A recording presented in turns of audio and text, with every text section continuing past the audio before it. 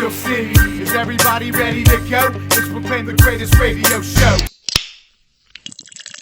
Welcome, fans, to our Divisional Round Pick Show. I'm your host, Jim Sella, in studio with J Dash and JK47. Everybody had a good week on the show last week, except for you, Dash, right? And easy. We both went 1-3. You and Johnny Parlay both went 3-1. Believe it.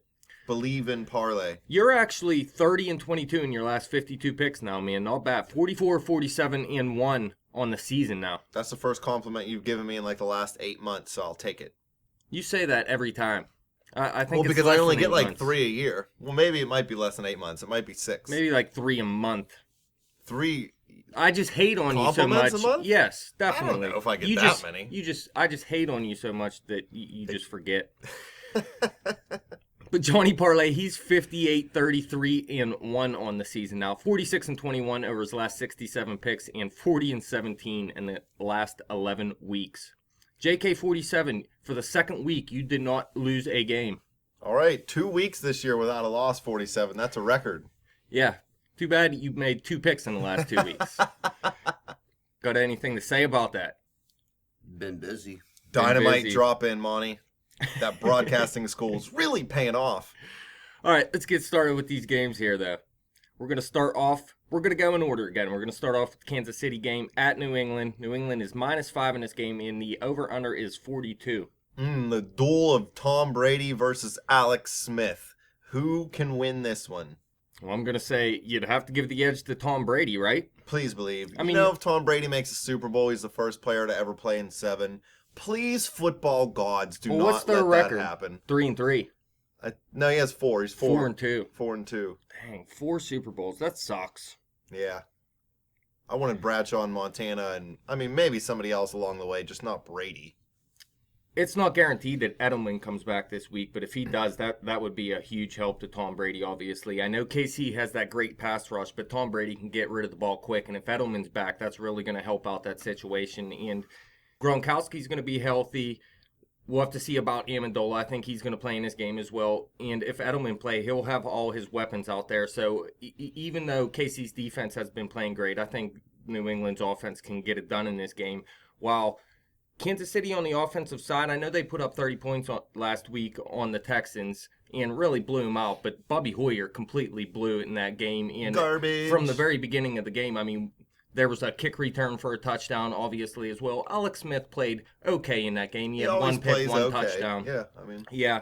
So, Kansas City, they're playing great right now, but in the end, I think New England's going to come out and win this game and move on. But -5, I think Kansas City has been playing too well, and they're going to keep his game at least close enough. Yeah, I know Brady's getting Edelman back, and Gronk's pretty healthy now, and Amendola, but now Brady's the one who's banged up. He has an ankle injury, sprained ankle or whatever, which isn't going to affect him as much as some other quarterbacks. He doesn't really run around.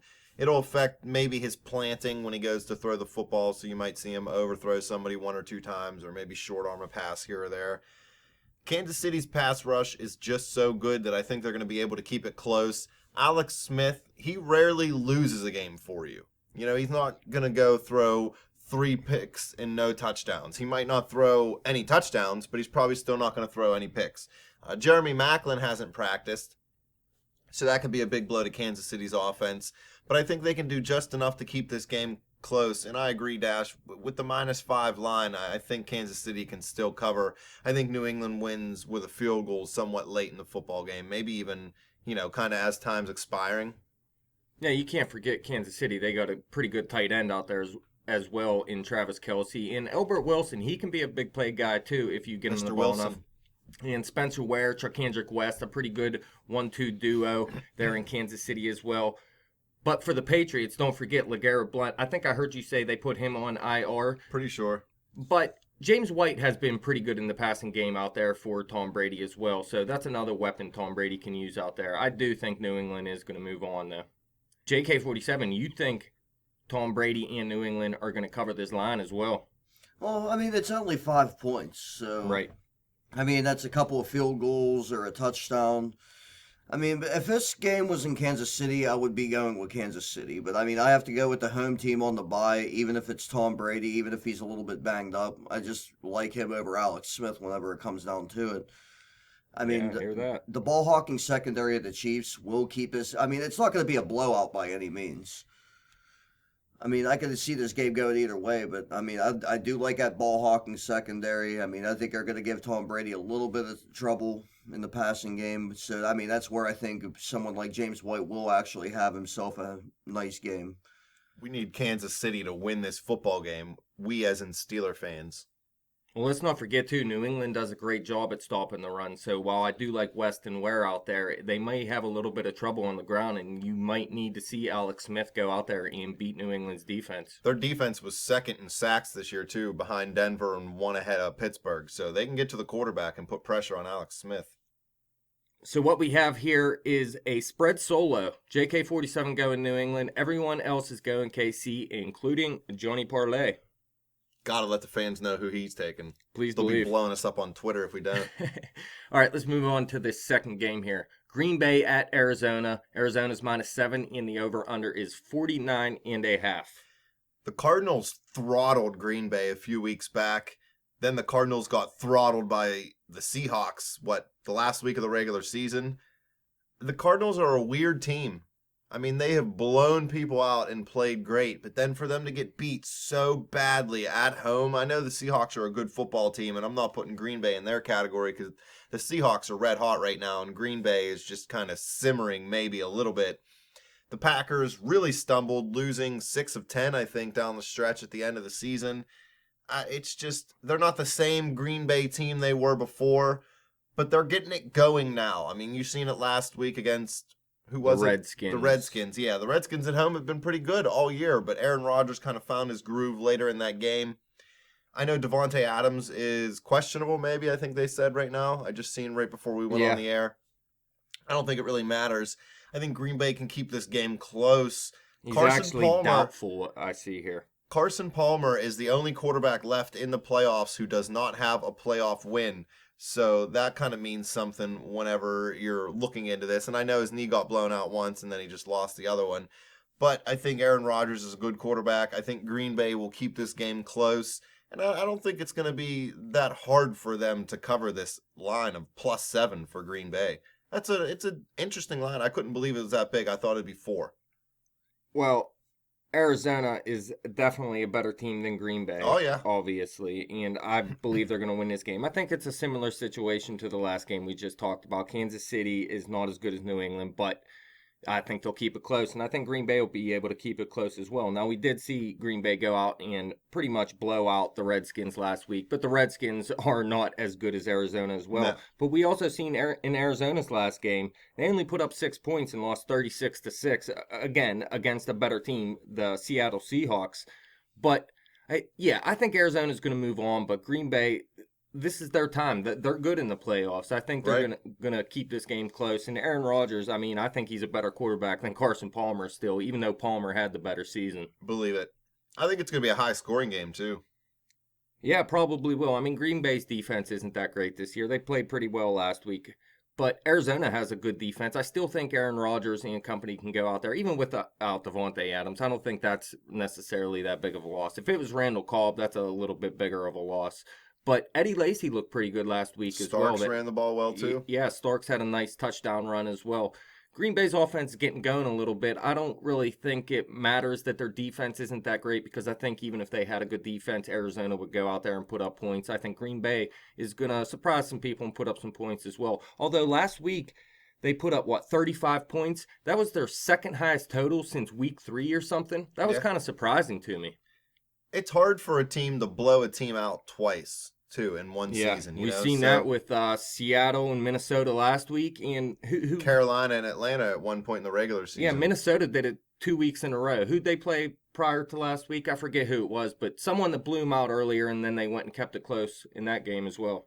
Yeah, so I don't see 7's a big line. It's hard to win by 7 points in the NFL, especially in the playoffs.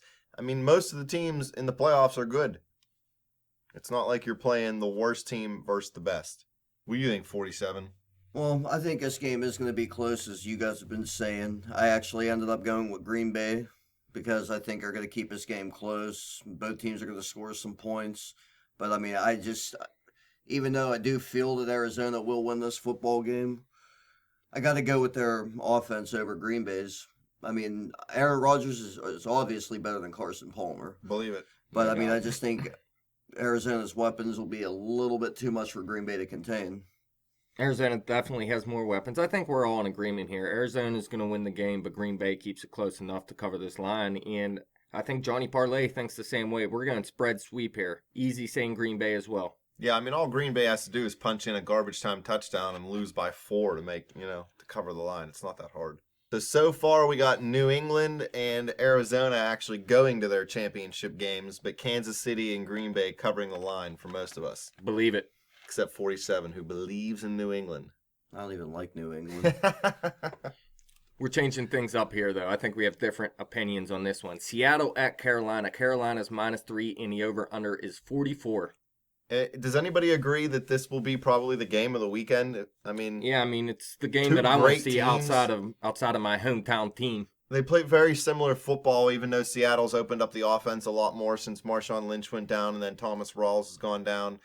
Russell Wilson's playing lights-out football right now. I'm on record as saying that I didn't think he could carry a team with just his arm, just throwing the football. He has done it so far for half the season. He's really the reason that Seattle, I'm not saying their season was lost, but they were floating around losing their season early in the year. They went on that beast run, put up mad points.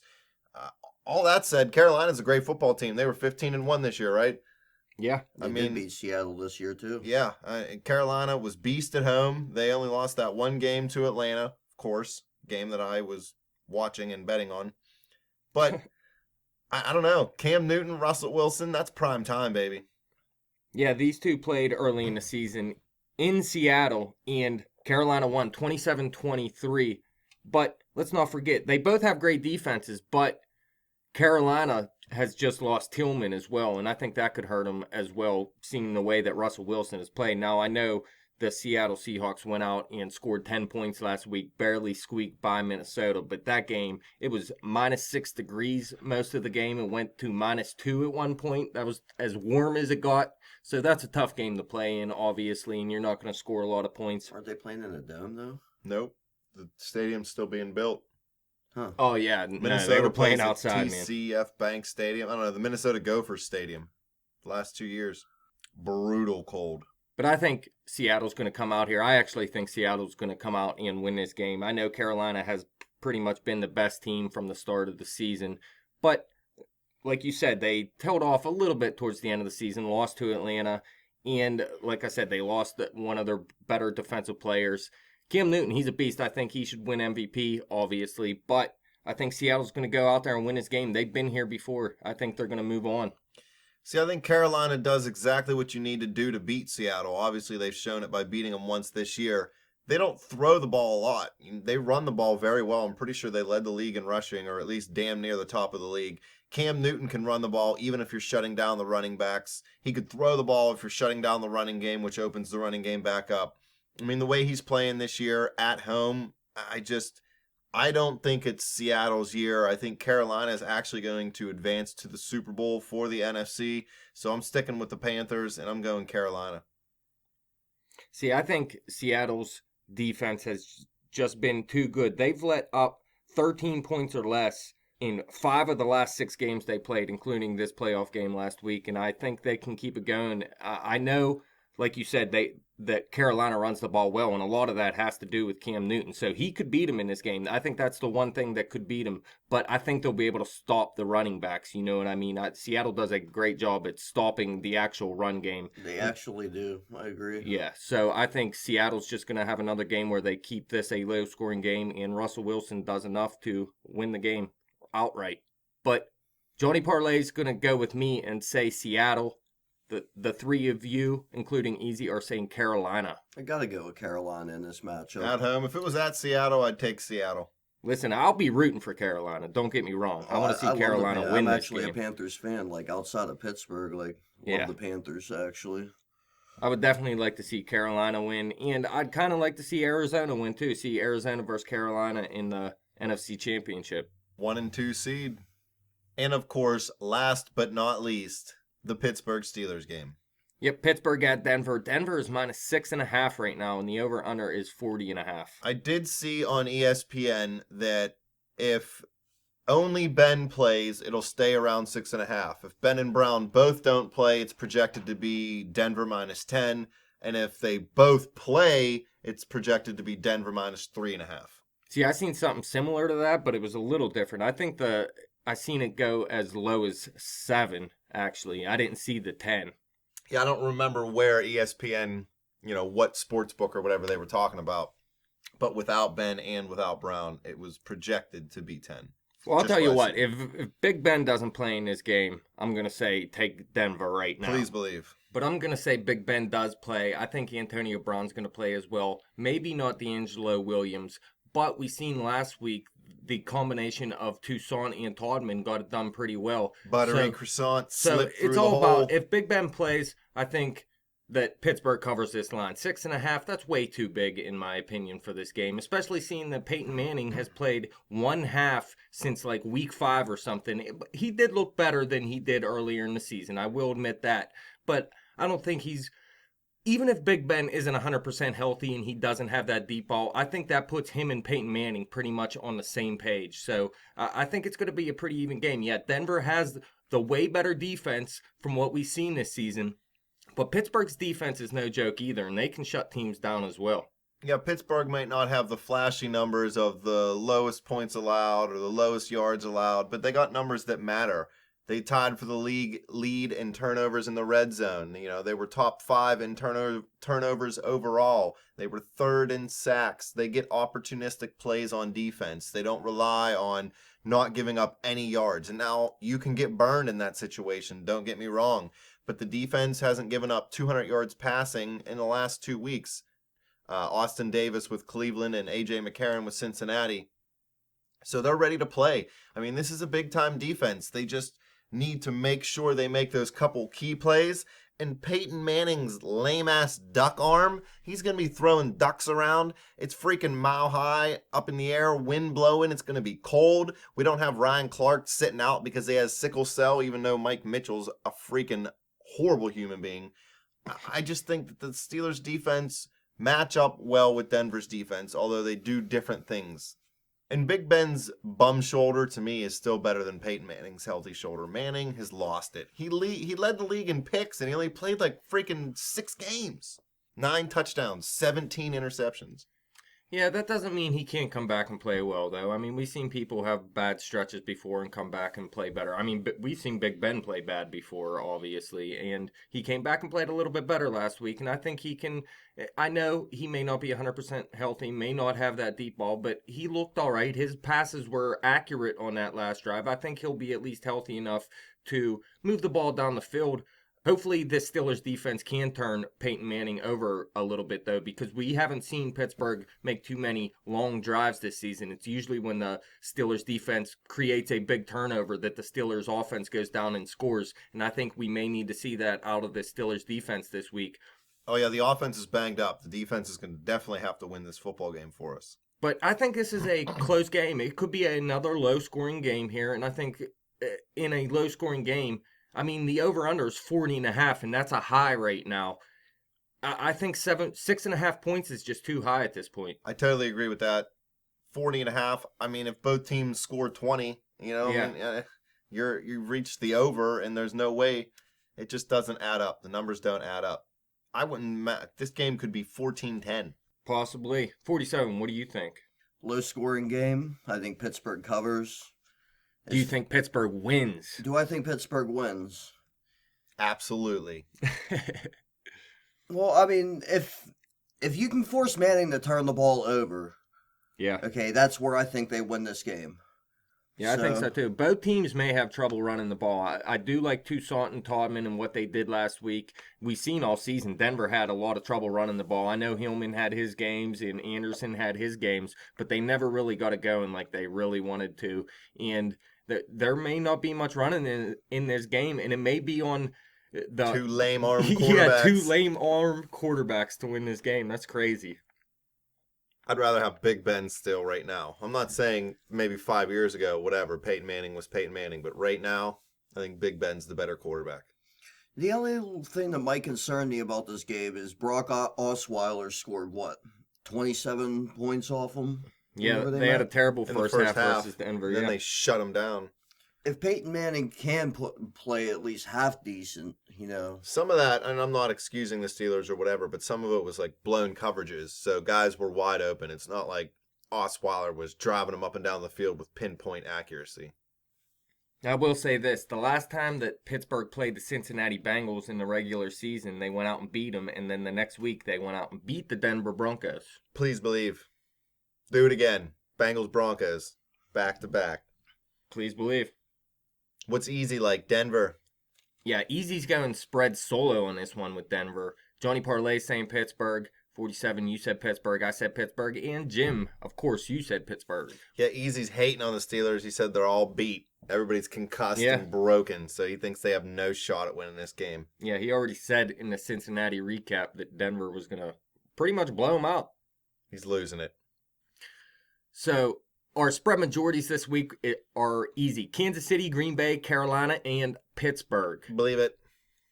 What's your pick of the week this time around? You picked Pittsburgh last week. I took Houston. We were both wrong. They weren't official picks of the week, but we did state it. What I are you would saying say this week? Carolina.